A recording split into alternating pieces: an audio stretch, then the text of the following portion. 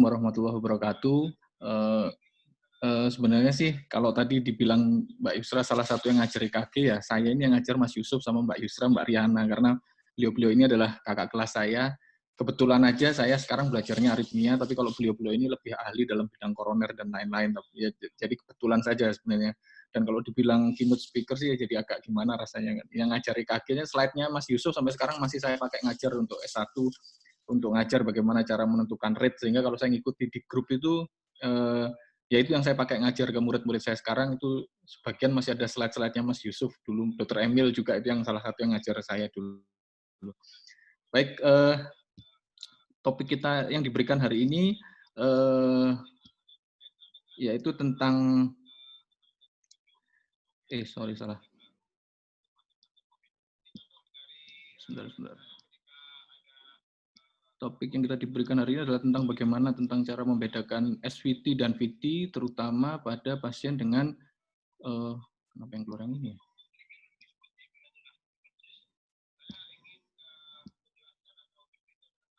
Bentar, dok.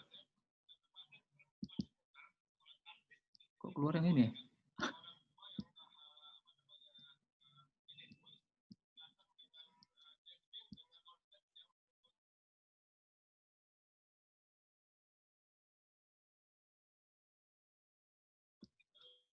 Baik, slide saya bisa dilihat teman-teman semuanya.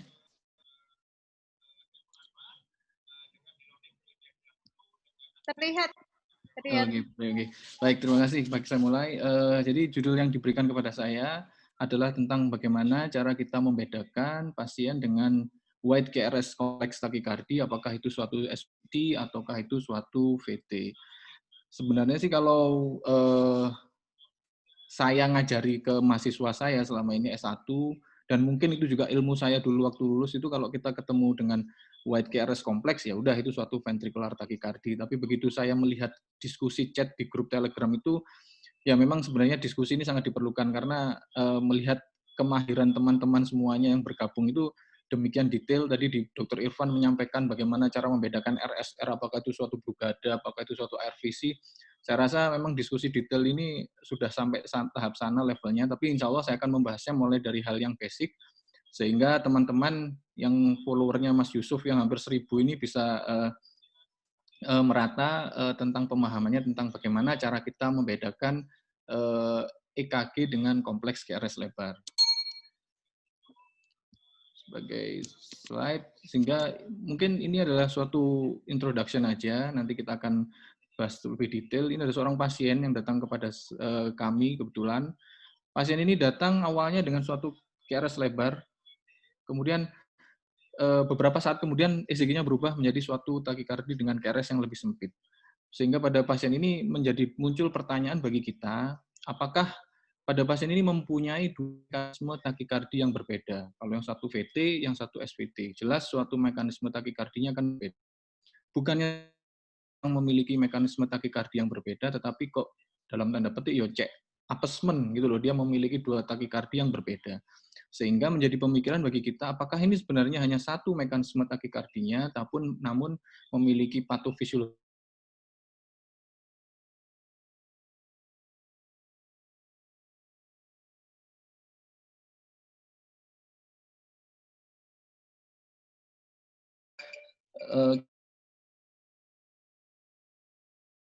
sebenarnya kalau kita selalu pikir bahwa itu adalah suatu VT. Kenapa? Karena dari Europace, ini saya ambil dari Europace, mereka melakukan data bahwa 80% pasien dengan wide QRS kompleks takikardi itu sebenarnya adalah suatu ventricular takikardi. Kemudian yang sisanya, yang hanya 20% ini dibagi menjadi beberapa poin sebagai berikut. Mungkin saya ambil yang paling sedikit sendiri, yaitu adalah suatu ventricular pacing rhythm. Kita harus tetap waspada bahwa pada beberapa, sebenarnya sih sangat mudah, misalkan kita membedakan apakah ini suatu takikardi yang ada pacemaker-nya atau enggak. Tetapi pada beberapa alat EKG, kadang-kadang settingan spike dari pacemaker itu tidak terlihat, sehingga kadang-kadang agak susah bagi kita apakah membedakan pasien ini pasang pacemaker enggak ya. Tapi kita harus aware saja bahwa sebenarnya ada sekian persen dari pasien dengan wide complex tachycardia itu di bawah 1% itu adalah suatu ventricular pacing rhythm. Sedangkan yang sisanya, yang tengah-tengah ini adalah yang sedang kita bahas ini, bagaimana kita membedakannya, adalah yang 15-20% itu adalah SVT dengan aberrant conduction. Kalau saya dulu dari LKG itu, kalau saya mikir aberrant conduction itu selalu pikirannya adalah suatu eh, konduksi yang aberrant, konduksi yang tidak seharusnya. Saya selalu berpikir suatu WPW. Tapi ternyata setelah kita belajar, ternyata namanya aberrant itu ya intinya dia tidak berjalan seperti jalur sebenarnya. Sehingga ada beberapa hal seperti ada pre-existing bundle branch block atau juga ada functional bundle branch block. Apa itu nanti akan kita coba pelajari satu persatu. Kemudian yang ini, yang 1-5% adalah pre-excited SVT, sehingga yang ini adalah yang AVRT tadi, ini adalah yang 1-5% penyebab dari white complex tachycardia, dan yang lain adalah SVT dengan IVCD. IVCD sih sebenarnya di dalam, kalau saya belajar elektrofisiologi, IVCD atau intraventricular conduction delay ini tidak terlalu detail dibahas, karena mungkin dalam tanda petik itu seperti orang diagnosis apa ya, waste basket diagnosis untuk kita, sehingga kalau kita nggak tahu ya sudah kita anggap IVCD. Kalau dia nggak memenuhi kriteria RBBB, dia tidak memenuhi kriteria LBBB, kita anggap sebagai suatu IVCD. Tapi sebenarnya kalau kita mau detail, mungkin kita bisa lebih membahas apa sih mekanisme yang terjadi. Saya akan memulai dengan fisiologi dari QRS durasi. Kalau lihat itu kan kalau dari urut-urutannya saya masih ingat Mas Yusuf dulu cara mengajari saya.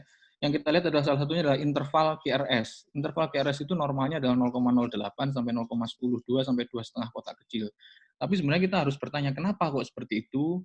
Maka kita lihat di sini bahwa QRS durasi itu terbentuk oleh dua gelombang sebenarnya. Kalau kita mau detail itu akan terbentuk dua gelombang, yaitu yang satu adalah aktivasi ventrikel kanan, yang satu adalah aktivasi ventrikel kiri. Apabila dua kontraksi tadi berjalan dalam waktu yang hampir bersamaan, maka durasi QRS-nya menjadi pendek. Itu harus kita sadari. Jadi kalau ventrikel kanan dan kiri berkontraksinya hampir bersamaan, maka durasi dari kontraksi QRS tersebut menjadi sempit. Seperti yang kita ketahui 0,08 sampai 0,10 tadi. Kapan itu terjadi? Tentu saja apabila sumber listriknya berasal dari supraventrikuler. Supraventrikuler itu semua impuls yang asalnya di atas avenut. Bisa suatu irama sinus, bisa suatu irama atrial fibrilasi, bisa suatu irama atrial atau PAC, premature atrial contraction, atau suatu atrial takikardi. Pokoknya semua impuls yang asalnya dari atasnya AV node, maka kalau dia mau turun ke ventricle, dia harus tetap melalui AV node. Itu kita sudah tahu bahwa di antara atrium dan ventricle itu ada fibrus apa ya, fibrus isolator. Jadi listrik nggak bisa seenaknya turun dari atrium ke ventricle lewat sela-selanya sini, nggak bisa. Dia satu-satunya jalan yang bisa dilewati hanya si AV node. Sehingga kalau dia lewat AV node, maka dari AV node nanti akan diteruskan di HIS akan diteruskan ke berkas cabang kanan dan berkas cabang kiri, di mana kita tahu bahwa berkas cabang itu adalah suatu jalur konduksi, sehingga kecepatan konduksi yang nyampe ke ventrikel kanan ototnya dan nyampe ke ventrikel kiri akan terjadi dalam waktu yang hampir bersamaan. Sehingga yang terjadi adalah kontraksi ventrikel kanan dan kontraksi ventrikel kiri akan terjadi dengan waktu yang singkat, durasinya singkat. Sehingga kita dapati QRS, narrow QRS. Ya. Sehingga semua irama yang harusnya dari atas supraventrikuler, kalau dia turun ke ventrikel, harusnya iramanya QRS-nya sempit. Mungkin teman-teman sudah mulai berpikir, oh berarti pada RBBB misalkan, pada right bundle branch block, kenapa dia kok jadi QRS-nya lebar? Padahal dia irama supraventrikuler karena konduksinya berjalan tidak seperti ini. Tadi sudah disebutkan kalau RBBB itu ada septal aktivasi dulu, baru kalau right bundle branch block, berarti yang kanan block dulu, impuls turun lewat kiri. Saya kalau ngajari koas itu lebih gampang, impuls lewat kiri, dari kiri nanti lewat otot ke otot ventrikel kiri kontraksi, ventrikel kiri kontraksi pindah ke ventrikel kanan, sehingga ventrikel kanan kontraksi lebih dulu, baru kemudian diikuti oleh kontraksi ventrikel kiri dikontraksi lebih dulu, baru kemudian diikuti oleh kontraksi ventrikel kanan. Durasinya menjadi lebih panjang. Ya. Jadi yang dikatakan sebagai QRS yang sempit adalah seharusnya adalah semua irama yang berasal dari supraventrikel dan melalui sistem konduksi yang normal. Ya. Normalnya 80-100, saya rasa ini teman-teman sudah hafal semuanya. Ya. Sedangkan bagaimana QRS itu menjadi lebar, maka gampang. Satu, pasti dia bukan berasal dari supraventrikel. Artinya dia berasal dari ventricle ini. Misalkan dia ada ventricle takikardi yang fokus ektopiknya atau sumbernya adalah dari dinding ventricle kiri misalkan. Maka kita tahu bahwa ini bukan jalur konduksi, ventricle kiri akan berkontraksi duluan, kemudian dia akan menyebar ke ventricle kanan, ini ada gambar panahnya, menyebar ke ventricle kiri, kiri ke kanan, sehingga durasinya menjadi lebih panjang. Semua irama yang berasal dari ventricle, QRS-nya lebar. Ya. Atau irama yang asalnya dari supraventricle, seperti yang tadi bilang, contohnya paling gampang adalah bundle branch block, yang irama yang asal dari supraventricle, tetapi ada masalah pada konduksinya, tidak melalui jalur konduksi yang seharusnya, atau aberrantly conducted, dikonduksikan secara tidak seharusnya. Sebagai contoh, pasien dengan bundle branch block, misalkan.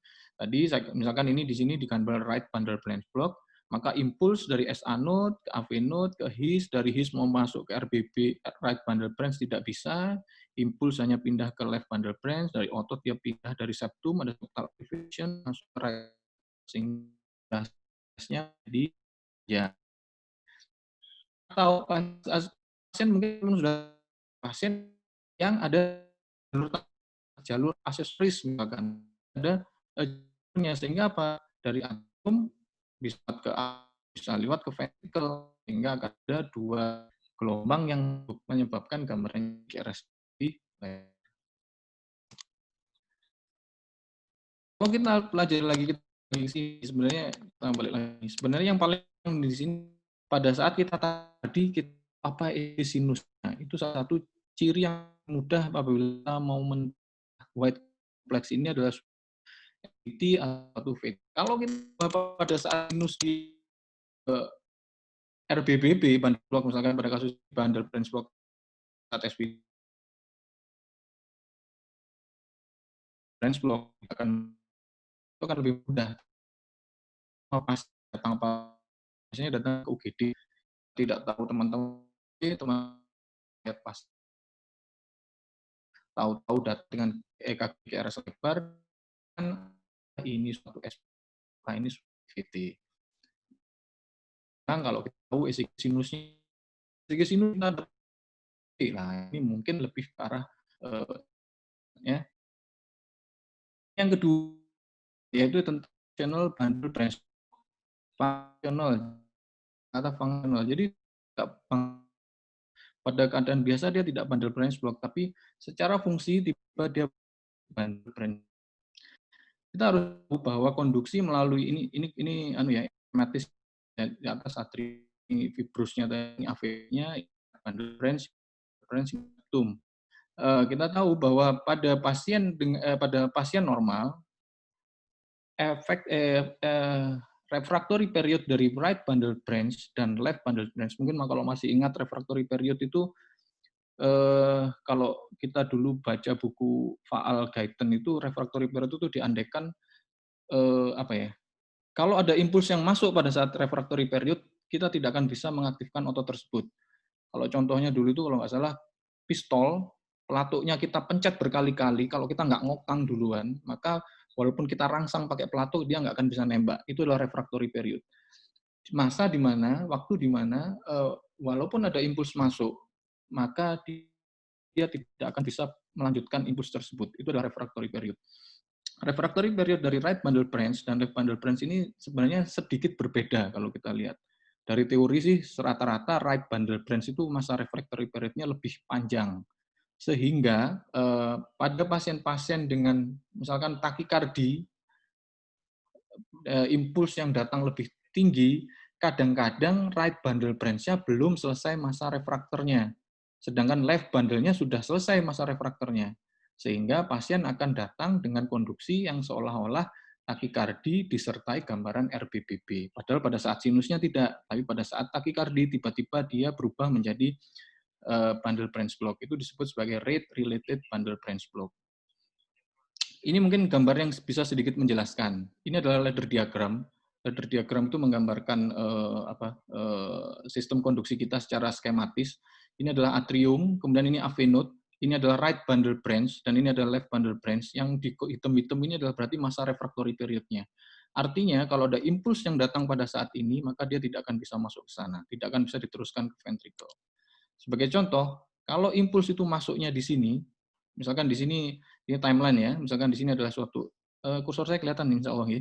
Ini apabila di sini adalah sinus, kemudian ini misalkan PAC, kita anggap aja ini PAC, kemudian dia PAC-nya cukup lambat sehingga dia bisa melewati masa refraktori dari AV node, bisa melewati masa refraktori dari right bundle branch, bisa melewati masa refraktori dari left bundle branch, maka PAC tadi akan mulus nyampe ke dalam ventricle, sehingga akan kita lihat gambaran PAC atau premature atrial contraction yang selama ini kita pelajari. Ada gelombang P yang bentuknya berbeda dan QRS-nya sempit. Tetapi apabila PAC tadi too early, terlalu dekat dengan irama sebelumnya, maka dia tidak bisa melewati masa refraktori dari AV node. Artinya apa? Akan ada depolarisasi dari gelombang atrium, akan ada gelombang P, tetapi tidak akan diikuti oleh QRS. Sehingga kita akan kadang-kadang kita DD pada PAC yang seperti ini, kita akan melihat ada gelombang P yang tidak diikuti QRS, pikiran kita biasanya kemana? Biasanya kita mikir, oh ini AV block nih, entah derajat 2 tipe 1 atau 2 tipe 2 misalkan. Tetapi yang harus kita pikir, yang harus kita pahami bahwa ada masa refraktori dari AV node. Kalau impuls itu terlalu dekat dengan impuls sebelumnya, maka AV node itu masih refraktor. Kita tahu AV node itu cara aktivasinya adalah dengan kalsium ya. Kalau masih ingat, kalau SA node itu kan dengan natrium ya, natrium fast channel natrium. Sedangkan kalau AV node itu lebih banyak dengan kalsium, walaupun nanti ada natriumnya juga. Kalsium itu disimpannya di retikuloplasmik endoplasmik apa ya? Sarkoplasmik retikulum itu loh. Pokoknya yang itu gudangnya kalsium itu, dan dia butuh waktu untuk ngambil.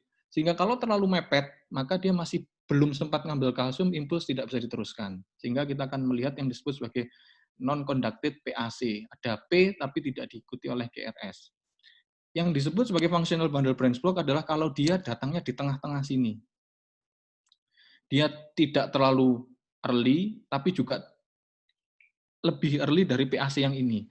Sehingga apa yang kita lihat di sini, dia bisa lewat AV node, lancar, mulus, lewat, tetapi dia bisa lewat yang left bundle branch, tetapi dia nggak bisa lewat yang right bundle branch. Sehingga impuls akan turun dari S atrium menuju ke AV node, menuju ke right bundle dia masih refraktor, dia akan pindah ke, dia hanya akan turun melalui left bundle. Inilah yang disebut sebagai rate related bundle branch block. Ya, patofisiologi dari rate related bundle branch block adalah karena ini. Kenapa bentuknya biasanya RBBB? Ya karena ini tadi, tapi tidak semua ya, ada yang LBBB juga ada. Tapi rata-rata memang sebagian besar adalah RBBB. Sebagai contoh pada kasus ini ya, ini sih, ini kita lihat kalau kita gampang-gampangan, kita lihat ini kita anggap suatu PVC ya kan. Oh ini ada QRS lebar, ini irama sinus tadi kata Mas Yusuf, ada P, ada QRS, kemudian ini ada QRS yang bizar, lebar, aneh. Oh ini suatu PVC. Tapi kalau kita lihat di sini, maka kita akan bisa melihat bahwa ini ada gelombang P di awalnya, di depannya, dan bentuknya sedikit berbeda. Kalau kita lihat yang di sini ini masih kayak sama, tapi kita lihat kalau kita lihat P itu harus kita lihat di semua lead ya. Ini kita di sini kita bisa lihat jelas bahwa ini bentuknya berbeda dengan yang ini. Berarti ini adalah suatu ekstrasistul. Ekstrasistul atrium. Kemudian dilanjutkan dengan QRS yang lebar. Nah, QRS yang lebar ini adalah ini tadi yang terjadi. Jadi dia hanya bisa lewat di left bundle branch, tapi dia tidak bisa lolos dari right bundle branch. Sehingga gambarannya akan muncul suatu gambaran right bundle branch block. Ini yang disebut sebagai PAC aberrant atau aberrantly conducted PAC. Ya. Patofisiologinya seperti itu. Itulah yang mendasari nanti kenapa ada takikardi yang supraventricle tapi kok QRS-nya lebar misalkan satunya. Ini hal yang sama yang terjadi pada Asman fenomen, mungkin ini lebih populer untuk teman-teman, biasanya pada pasien AF, walaupun sebenarnya tidak murni hanya pada pasien AF. Patofisiologinya sebenarnya sama, yaitu adanya perbedaan massa refraktor dari ventricle right bundle branch dan left bundle branch. Biasanya AF yang rapid, kemudian ada episode long RR, diikuti oleh short RR, kemudian diikuti oleh QRS yang lebar. Nah, ini adalah suatu asman beat, atau ini sebenarnya AF juga sih. Ini AF juga, tetapi QRS-nya lebar, bukan suatu PVC. Tetapi ya itu tadi sih, kalau sebenarnya sih kalau kita DD PVC pun ya masih boleh. Itu namanya DD kan kita bisa-bisa aja. Kalau kita mau tahu detail mekanismenya apa ya harus kita masukkan. Kalau Mas Yusuf tadi STEMI harus masuk cath lab untuk lihat koronernya. Kalau ini IP lab untuk melihat dari mana itu sumbernya. Tapi kalau secara teori long RR diikuti oleh short RR, kemudian ada QRS lebar, itu adalah suatu Asman beat, ya, aberrant beat. Patofisiologinya sama kayak yang tadi, ya, karena ada bedanya. Kemudian yang ini lebih gampang untuk dijelaskan ya. Kalau ini adalah adanya aksesoris WPW, itu kita bisa lihat di sini bahwa ini adalah suatu ini diagramatik lagi, ini ada atrium, ini ventricle, ini fibrosnya, ini avenutnya.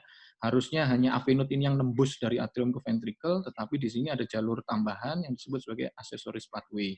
Ini terjadi pada WPW. Kalau kita lihat, kalau dia terjadi, mungkin kemarin saya sempat baca grup itu ada yang menyebutkan ada antidromik, ortodromik ya.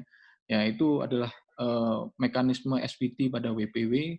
Kalau ortodromik itu artinya dari atrium menuju ventricle atau antegrade-nya melalui avenut dan retrograde-nya melalui accessories pathway. Karena antegrade melalui avenut, maka ventricle diaktifkan melalui jalur yang normal. Dari antegrade dari atrium ke ventricle melalui jalur yang normal, maka tetap melalui bundle branch kanan, bundle branch kiri, sehingga QRS-nya sempit.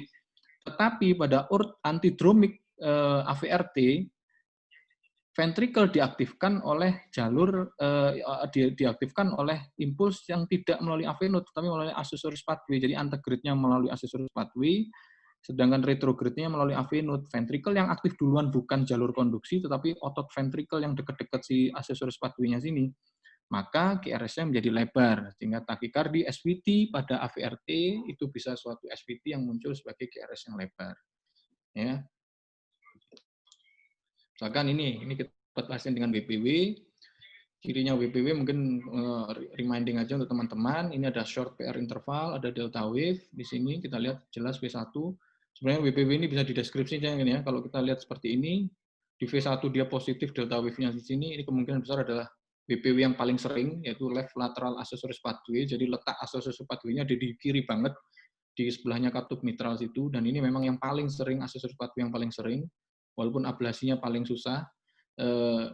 Kalau kita lihat, misalkan kita punya data seperti ini, kemudian nanti pasien tiba-tiba datang dengan kondisi seperti ini, kita bisa menduga bahwa, oh itu bukan VT, itu pasti suatu WPW, ya, ortodromik AVRT. Ya. Oh, sebenarnya satu lagi ya, kalau kita punya pasien WPW, yang harus kita waspadai kalau dia takikardi adalah apabila terjadi irregularly wide QRS takikardi. Ya. Itu adalah topik yang paling sering dibahas pada WPW, yaitu sudden cardiac death pada WPW. WPW itu tidak mematikan ya, kecuali pasien WPW yang mengalami atrial fibrilasi. Pada pasien atrial fibrilasi, seharusnya impuls itu masuk lewat dari atrium, yang mungkin atrial fibrilasi kan kita ketahui kan atrium berkontraksi 300 atau 400 kali per menit. Impuls sebanyak itu mau masuk ke ventricle harus tetap melalui saringan si avenut. Sehingga tidak ada rate ventricle pada AF itu 300 kali per menit, nggak ada. Paling 120, 130, rapid pun mungkin 170, 200. Kenapa? Karena avenut punya kemampuan untuk menghantarkan listrik dari atrium menuju ventricle. Tetapi aksesoris pathway tidak memiliki sifat yang dimiliki oleh si avenut. Kalau di atrium 300 kali per menit, kemudian ada jalur aksesoris yang tidak punya sifat ngerem tadi, maka 300 kali per menit di atrium akan masuk ke ventricle menjadi 300 kali per menit juga. Atrial fibrilasi masuk ke ventricle menjadi ventricle fibrilasi. Jadi kalau kita punya pasien yang kita tahu WPW, kemudian kita dapatkan takikardi QRS lebar, tapi R ke R-nya irregular, nah kita harus hati-hati bahwa itu adalah suatu AF dengan WPW. Obatnya cuma satu pada kondisi seperti itu. Kita tidak boleh memberikan digoxin, kita tidak boleh memberikan amiodaron, obatnya hanya satu, yaitu kardioversi. Kenapa? Karena digoxin, amiodaron, dan lain-lain itu kerjanya di avenutnya. Kalau avenutnya kita blok, malah impulsnya lari dari atrium masuk ke accessories pathway semua, pindah ke ventricle. Jadi obatnya hanya kardioversi. Kita harus menghentikan AF-nya, sehingga pasiennya akan kembali. Ya, itu yang salah satu sedikit dari penyebab kematian dari WPW. WPW itu nggak mati sih sebenarnya, tapi kalau WPW yang mati, kita harus curiga ada AF dengan WPW. Kemudian ini tadi yang disebut sebagai ventricular pacing rhythm. Saya rasa ini teman-teman semua sudah hafal semua. Ya, karena pacing rhythm itu kan kita tahu alat pacu jantung itu kan nempelnya di salah satu ventricle aja ya, kecuali CRT ya. Kalau CRT itu memang biventricular pacing, tapi kalau yang pacemaker yang kita tahu selama ini itu biasanya kalau nggak dipasang, ya pasti di RV ya, nggak ada ventricle pacemaker dipasang di RV, nggak boleh, karena Atrium apa itu ventricle kiri itu sifatnya adalah arterial. Kalau arterial dikasih benda asing di situ, trombus terbentuk, ya, pasien pacemaker bisa jadi emboli. Kalau ini sih kita pasangnya di ventricle kanan. Jadi kalau nggak di right ventricle outflow tract, ya di apex dari RV, maka kita akan lihat karena dia dipasangnya di RV duluan, maka depolarisasi ventricle ya ventricle kanan duluan. Ventricle kanan duluan, kemudian baru pindah ke ventricle kiri. Sehingga kalau pacing rhythm, biasanya gambarannya adalah tadi Mas Yusuf sudah mengasihkan contoh pada STEMI tadi, pacing rhythm biasanya gambarannya adalah LBBB. Karena ya sama, yang aktif duluan adalah ventricle kanan. Pada LBBB kan juga, LBBB itu kan left bundle branch block, sehingga impulsnya yang aktif adalah yang kanan duluan. Ya. Sebelum kita lihat di EKG, ini dulu saya bikin suluk ya, jadi sudah agak lama ya.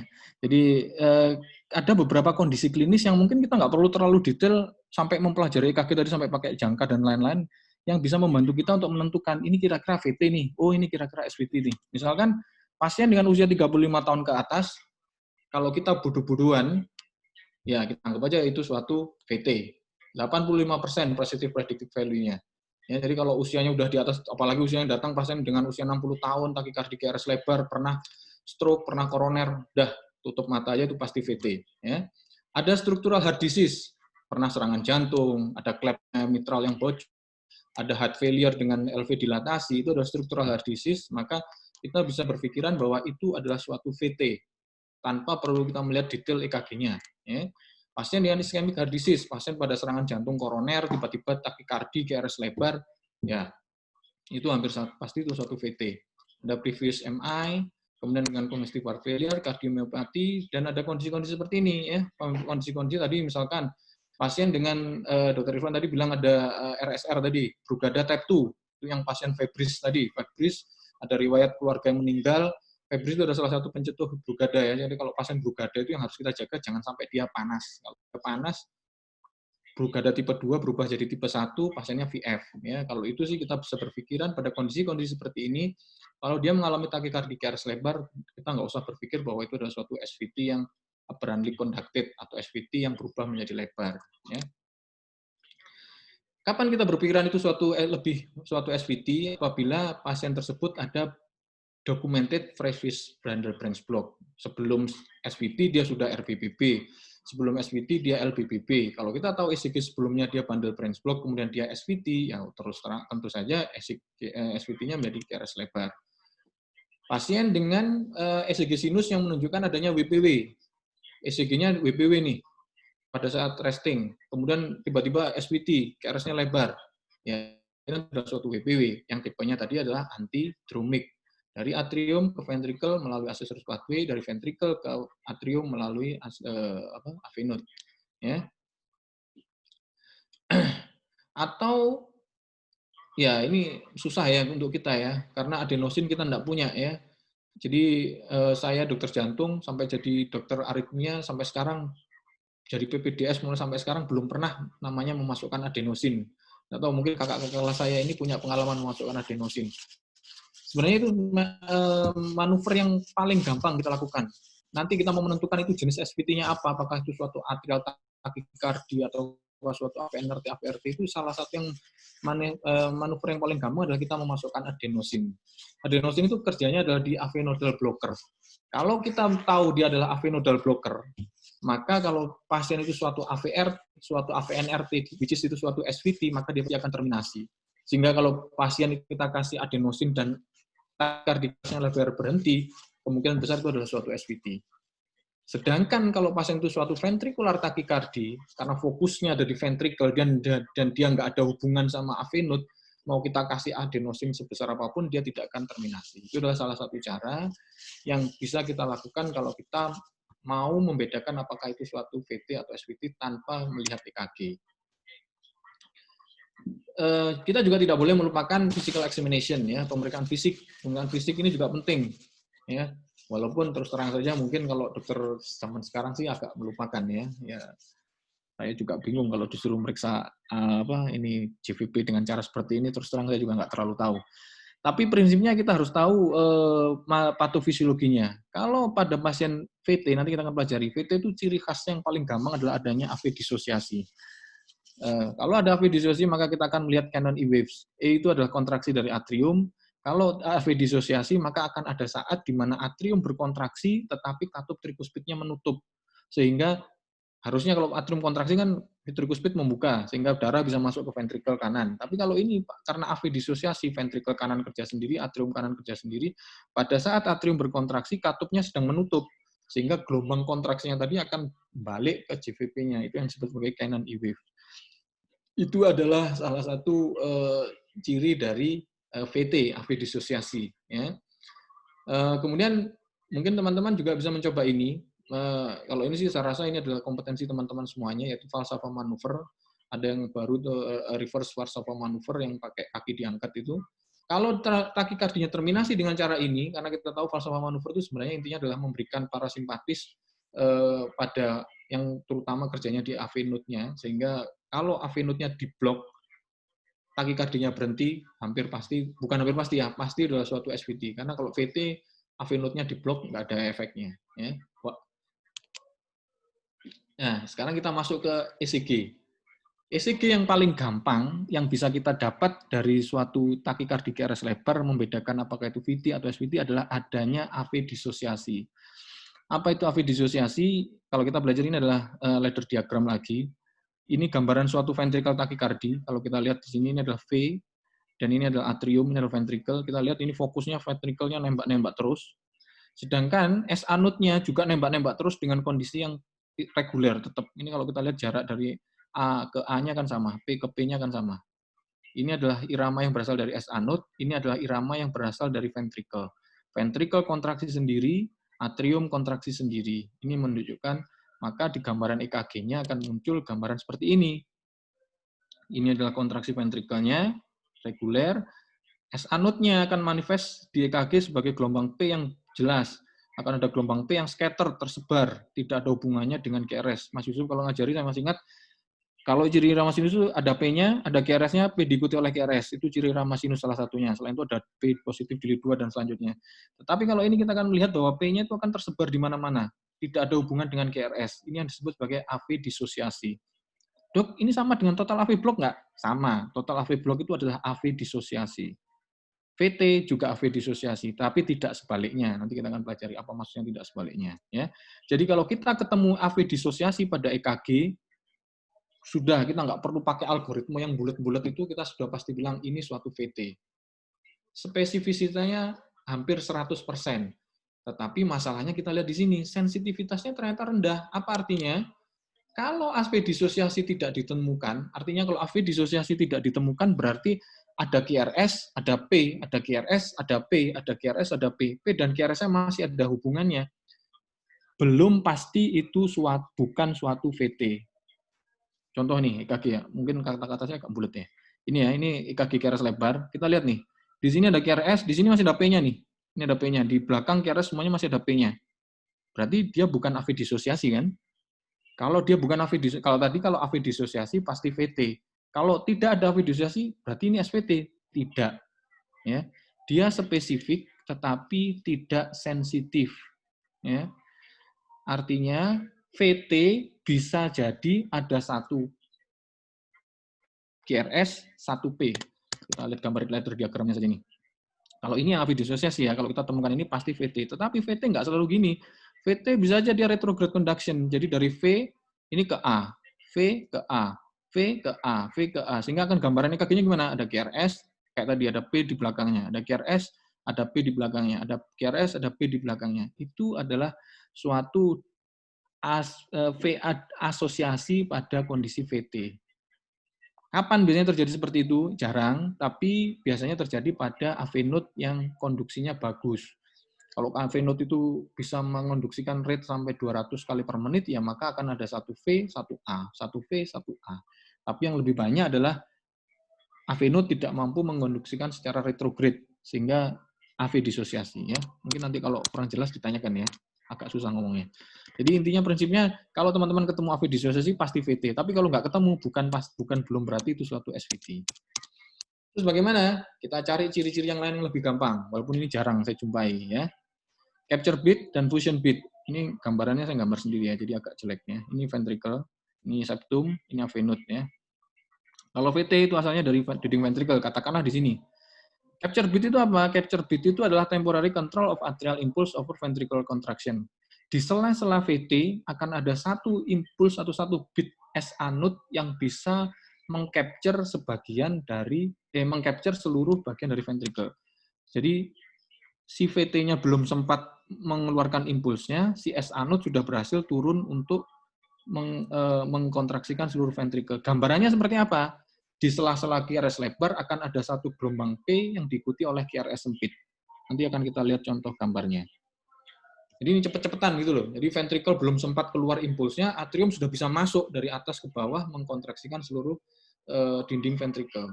Kalau fusion beat ini sebenarnya adalah seperti capture beat, tetapi aktivasi ventricle ini paruan, kan namanya fusion ya. Fusion itu artinya gabungan antara gelombang yang berasal dari supraventricle dan gabungan ventricle yang ini.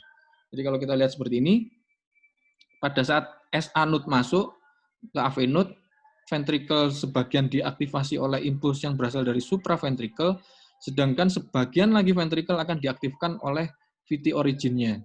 Sehingga gambaran EKG-nya, QRS-nya adalah gabungan antara QRS sempit dengan QRS lebarnya VT. Nanti akan kita lihat contohnya. Ya.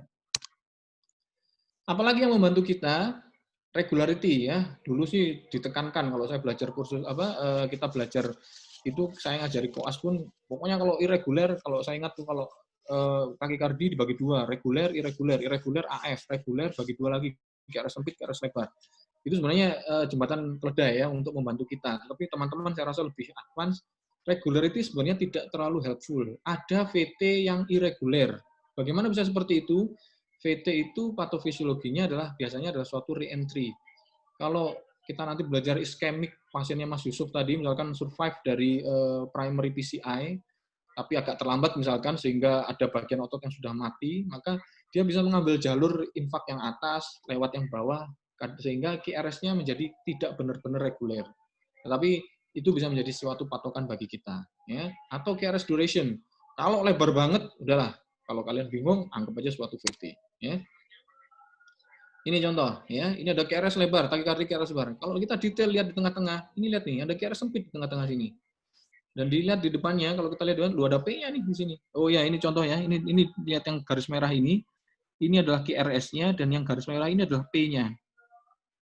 Jadi ini adalah suatu AV disosiasi. P-nya terscatter nih. Ada di sini, ada di sini, dan kita lihat jarak P-nya sama. Ini adalah ciri dari AV disosiasi. Sebenarnya kita lihat ini aja udah pasti ini suatu VT. Tetapi kebetulan di sini kita lihat setelah P yang ini, kita lihat ada QRS yang sempit nih di sini. Nah, ini adalah suatu capture beat. Impuls dari supraventricle tadi bisa mengcapture seluruh bagian ventricle cepet-cepetan, dilalah iso menang ngalahi kecepatannya VT-nya. Atau yang ini adalah fusion beat. Kalau teman-teman lihat, sinusnya gambaran QRS-nya seperti ini VT-nya seperti ini. Fusion ini adalah gabungan antara ini dan ini. Nah, ini ada P, sebagian ventricle diaktifasi oleh si P ini, sebagian lagi oleh si VT-nya, sehingga gambarannya adalah gabungannya.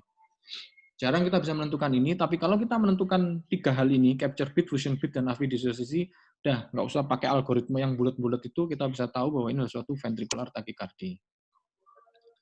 Nah, itu tadi yang gampangannya. Kalau kita tetap nggak bisa menemukan apa-apa dari situ, maka kita bisa memakai algoritma-algoritma yang ada.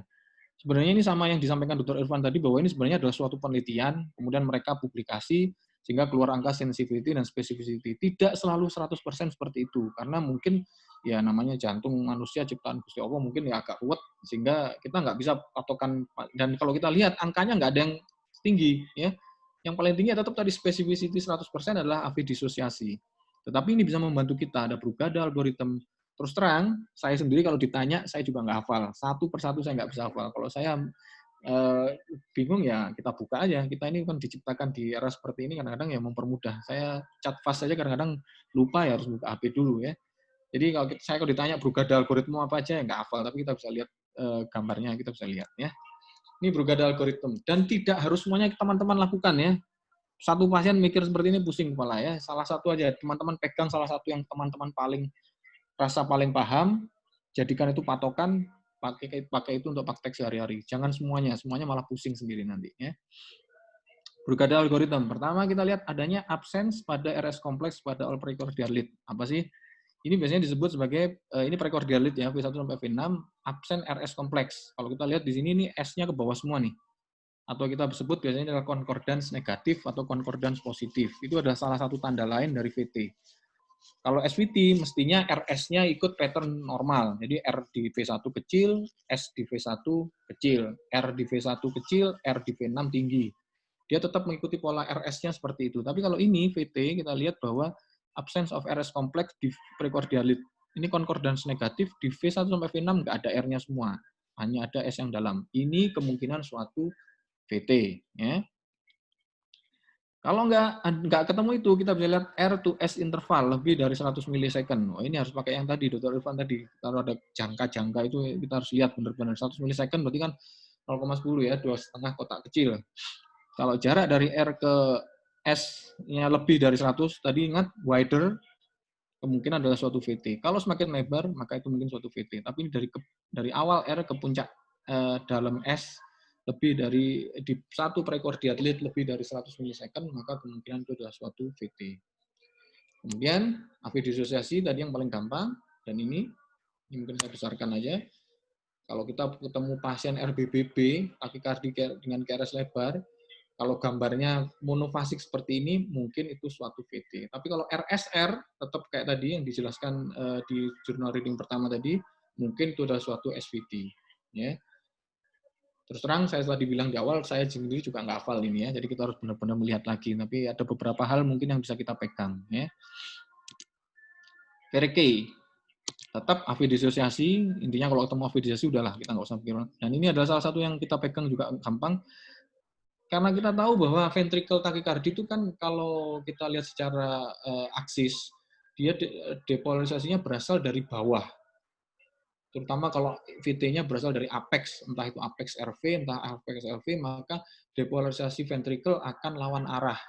Yang harusnya dia, kalau yang normalnya searah lead 2, ini menjadi berlawanan dengan lead 2 dan searah dengan AVR. Karena kita melihat AVR-nya positif langsung seperti ini, jadi di R, initial R di AVR, maka kita bisa berpikiran bahwa itu adalah suatu VT, dan itu cukup sensitif.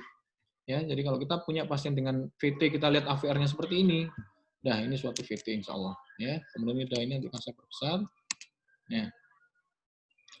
Ya, ini ada bentuk-bentuk lagi yang mungkin kita bisa hafal. Kalau teman-teman ada waktu bisa dibaca. Atau kalau udah sampai mentok semua ciri tadi nggak ada, ya baru kita mungkin pakai yang ini. Ini ada V1, VT, ini juga susah. Ini sebenarnya ini adalah detik inisiasi pertama dan detik terminasi pada satu box ini yang kita hitung adalah tingginya. Ya.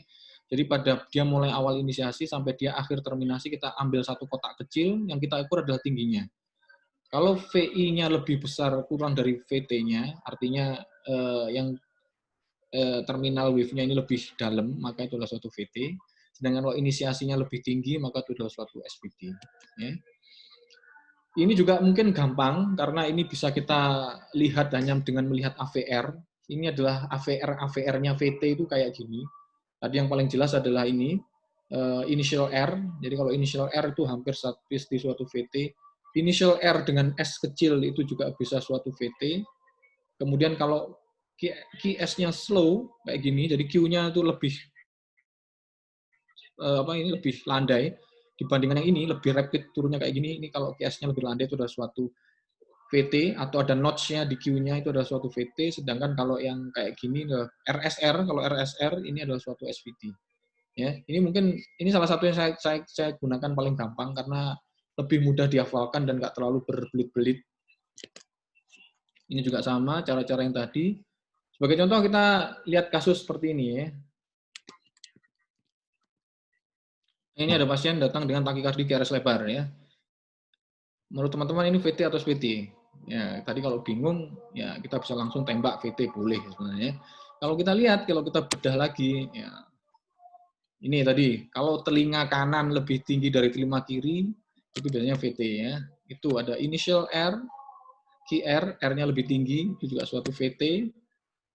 Nah, ini S-nya juga ini suatu VT, nanti bisa dipelajari. Nah, Tapi sebenarnya ada cara yang lebih gampang, yaitu kita menghafal beberapa ciri VT yang sering kita dapat.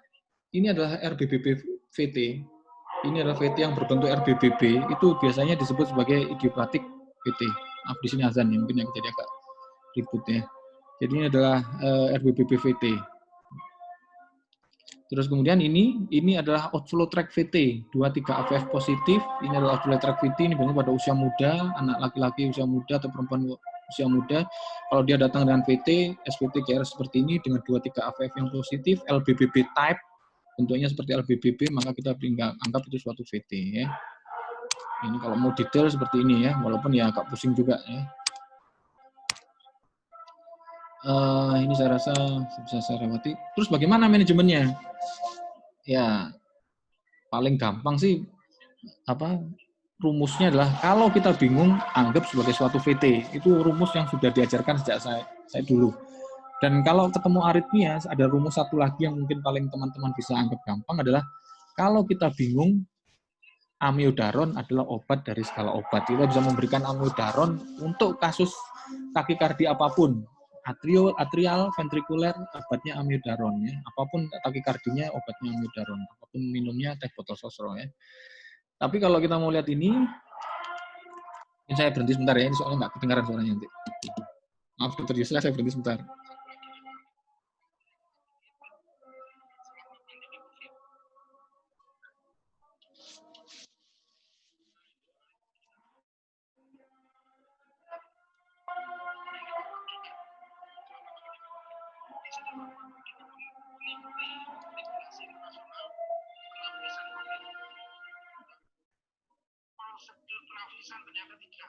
Dr. Ardian mungkin sambil jawab di Q&A, Dok.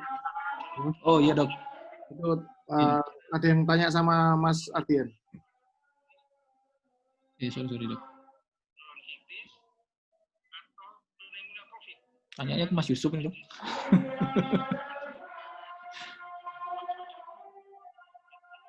Sing bawah ono lho. Yang dari Wafa nanti tanyanya pribadi aja langsung. Ini dari rumah sakit saya.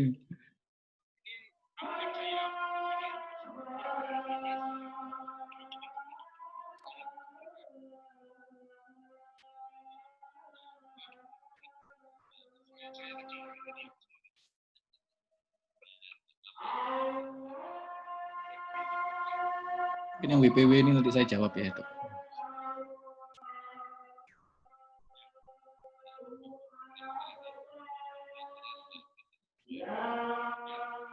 Terus yang ini AV blok derajat 2 ini juga nanti saya jawab.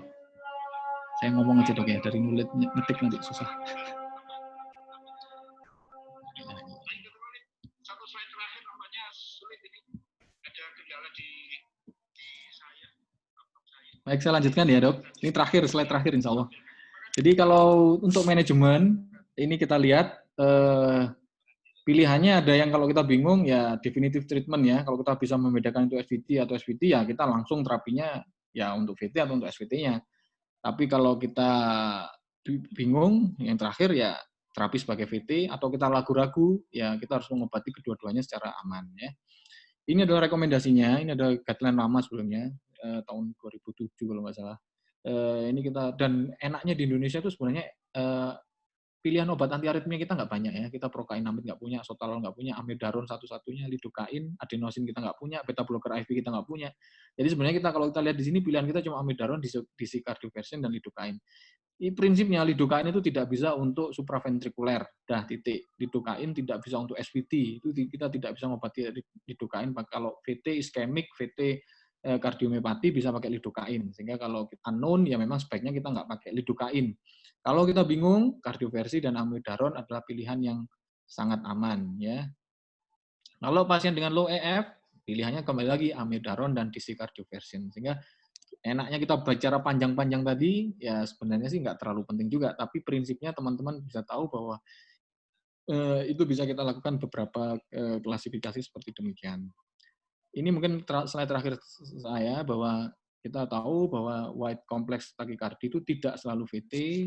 Ada beberapa kriteria ECG yang bisa kita pakai untuk membedakan apakah itu suatu SVT atau VT. yang menjadi lebih penting adalah sebenarnya kalau kita pelajari dari sini tadi adalah dokter itu mungkin tadi sama seperti yang bahwa kita ngobati pasien itu bukan ngobati, menurut guru kita semua, kita ngobati pasien itu bukan ngobati monitornya, tapi kita ngobati pasiennya. Jadi kita harus lihat pasien itu epidemiologinya bagaimana, kemudian klinisnya sebelumnya apa, tidak melulu kita hanya melihat monitor EKG-nya saja. Kita harus tahu, oh ini pasien ini ternyata sebelumnya adalah riwayat iskemik misalkan. Oh, berarti kita mungkin berpikiran bahwa ini adalah suatu VT ya. Apabila diagnosis kita ragu-ragu, maka obati sebagai suatu VT. Baik, terima kasih.